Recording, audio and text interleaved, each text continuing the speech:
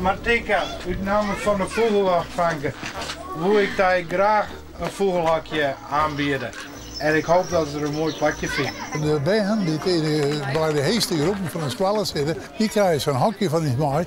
Want ja, wij zijn van de vogelwacht en wij moeten zorg dragen dat er graaidevogels en jongvogels niet blijven, zo vol mogelijk.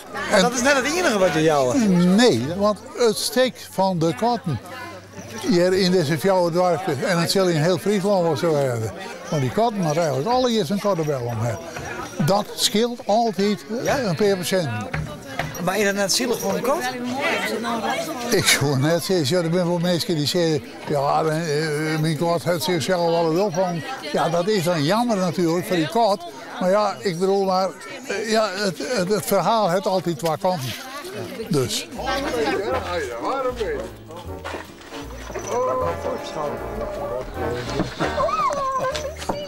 Het is helemaal niks. Dat niet. Kom.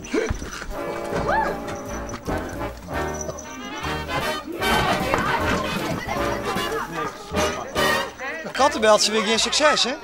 Nee. Hoe moet het nou? Gewoon dus, denk ik. Het is nou te giechelen. Nou, Brit, die kijkt mooi haar kattenvriendje. Dat dan.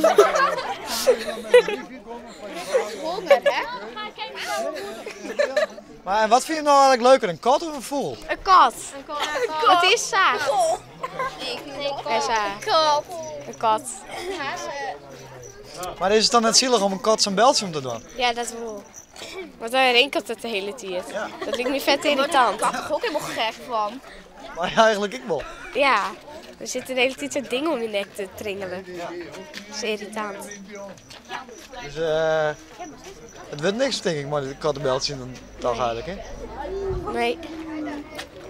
Nee, wij zijn natuurlijk vogelwachters. En katten, dat ben uw, nou ja, uw vijanden in wezen. Zo is het gewoon. Maar wat vind je nou eigenlijk leuker, een kat of een vogel? Kat. Vogel. Een kameel. Vogel is leuk. Nee, Een kameel? hinder. Ja.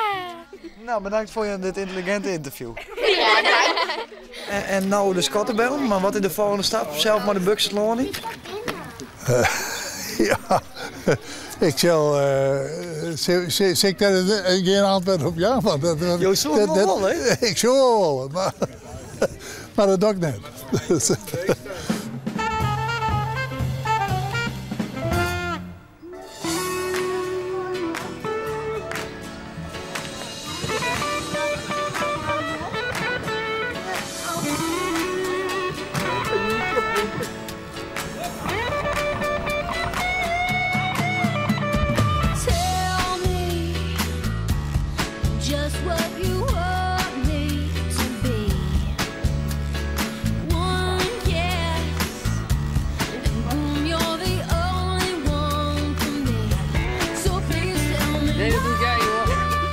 Wat bist je ontwan?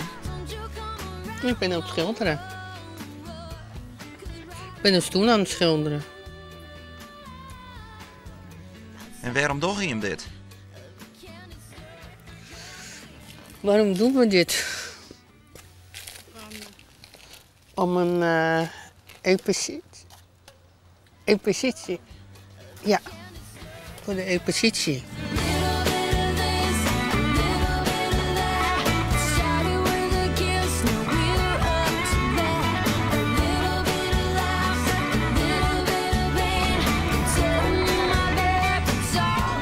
Nou, deze cliënten, de werknemers van het atelier, die zijn bezig met een bankje te beschilderen. En dat is een opdracht van de designfabriek. Dat is een bedrijf hier in Ljouwert die meubels verkoopt.